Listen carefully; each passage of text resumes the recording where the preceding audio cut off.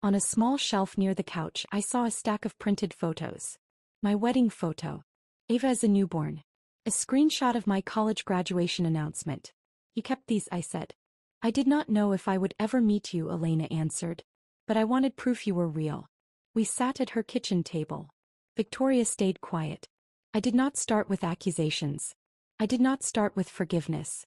I started with one question. Why did you stop coming? Elena folded her hands. Because your mother told me you were afraid of me. That tracked with my childhood memories. Nightmares. Confusion. Therapy sessions I barely remember. She said you cried after visits. That you asked why I looked different from your family. She said it was harming you. I looked down. Did I cry? Probably. I was 4. Elena continued. When I showed up at your school years later, your father saw me.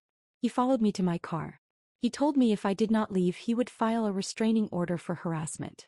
He said you were thriving and I would only disrupt your life. My chest tightened. I did not know that part. I was 29, alone, and scared of losing even the tiny updates they allowed me. So I stepped back. I thought one day you would look for me. I did. She smiled slightly. You sent quite an introduction. Ava, who had been listening quietly, asked a question that made all of us freeze. Why did they not want me at dinner? Lena looked confused. What dinner? I explained.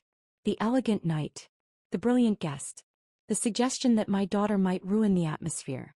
Elena's expression changed. They were ashamed of me once, she said. I suppose some habits stay. Ava processed that. Am I embarrassing? No, I said immediately. You are inconvenient to people who care more about appearances than truth. Elena looked at her carefully. You are exactly what you are supposed to be.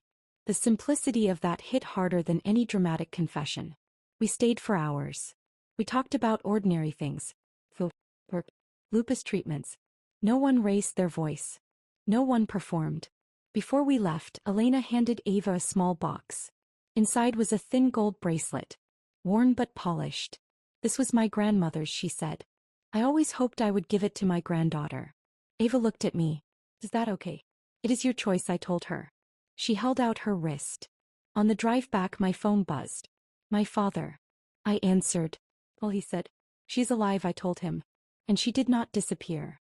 Silence. Did she turn you against us? No, I said. You did that yourself. Another long pause. Are you coming for Sunday dinner next week? I glanced at Ava in the rearview mirror. She was asleep, the bracelet glinting against her wrist. Only if my daughter is invited, I said.